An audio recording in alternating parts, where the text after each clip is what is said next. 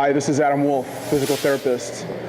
In this month's blog for March, we're talking about what qualifies integrated motion and how we can objectify it a little bit, qualify and quantify, quite frankly, what integrated motion is, because the way that the traditional lens we've approached muscles from has them from an isolated perspective of the muscle creating a motion at a joint. And while muscles can do that, it's not what they really want to do. We've talked about that last week when we talked about real and relative motion and the fact that a joint, which is space between bones, might look like one thing's happening but be feeling exactly the opposite. And so to carry forward that conversation from last week, if you haven't watched last week's podcast blog video, go ahead and do that, because we really lay out what we're going to build on today, which is that concept that the Gray Institute teaches of transformational zones. And so a transformational zone, if we're thinking about movement and defining movement as a synchronous dissociation of body parts, if two bones are moving in the same direction at the same speed, then the joint doesn't feel anything. And so that word synchrony is really important for me, because there needs to be this dissociation. There needs to be a sequence into a motion and a sequence out of a motion. And so the Gray Institute now refers to them as transformational zones. At one point they called them PTOTs, or point in time of transformation, which I like, that sequence in and sequence out. And so transformational zone, according to the Gray Institute, would be defined as the point in time when the body stops going in one direction and begins to go ahead and go in the other direction. And so any activity has at least two transformational zones. Transformational zone 1 in golf back here, transformational zone 2 coming through. Picking up a line worker that has to pick something up over here. Transformational zone 1, how well can I get into this position in all three planes of motion? And transformational zone 2, putting something up over here. And so the cool thing about understanding transformational zones, again, is that if you know what should happen for any activity, we can see how well they can get in and out of the transformational zone.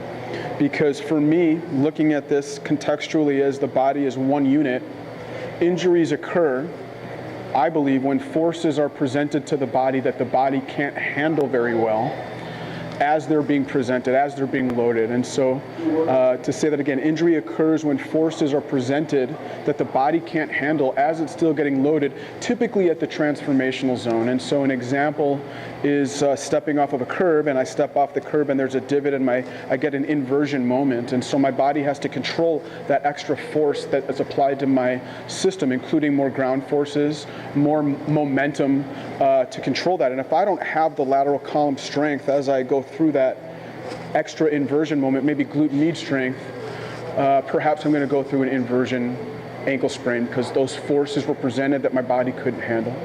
And so if we know what should happen for any activity, we can see if it happens at transformational zones. That's that point when the body begins to go in the opposite directions.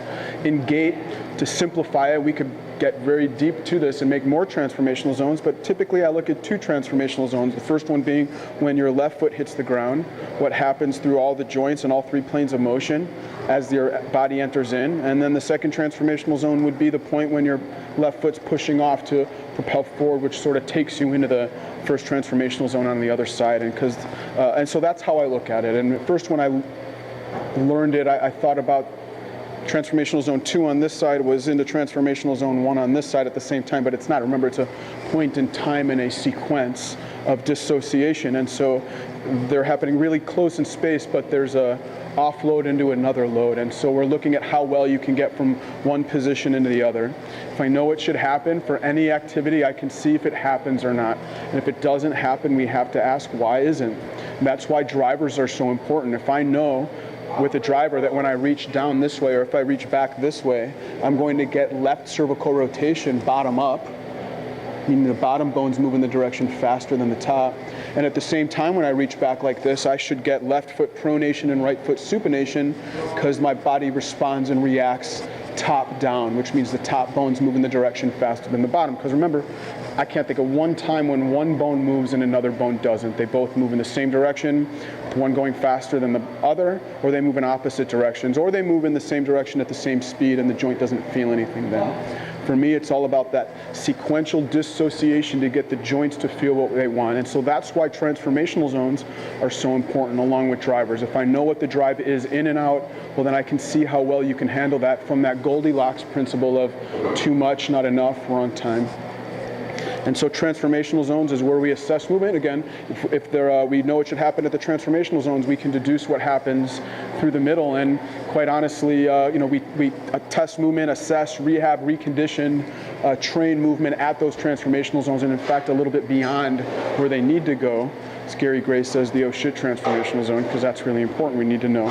Tying this into motor control a little bit and why that's so important for me, reciprocal inhibitions and motor control theories say that input produces output. And so if my input is altered, maybe because of a tight joint or tight tissue that perhaps is more connected or upregulated to the system, that's going to cause even more movement dysfunction and feed into some negative feedback loops. And so understanding what might be too connected, what might not be connected enough, down and upregulated, only assists in those transformational zones and the sequencing, because it's a lack of sequence a lot of times. If something's more connected to the nervous system, soft tissue-wise, it's going to fire faster and harder. And so we want to have an understanding of that, and that's why motor control becomes important for integrated movement. We'll tie that in to some other things moving forward in the weeks to come. And check out my blog, AdamWolfPT.com. Thanks.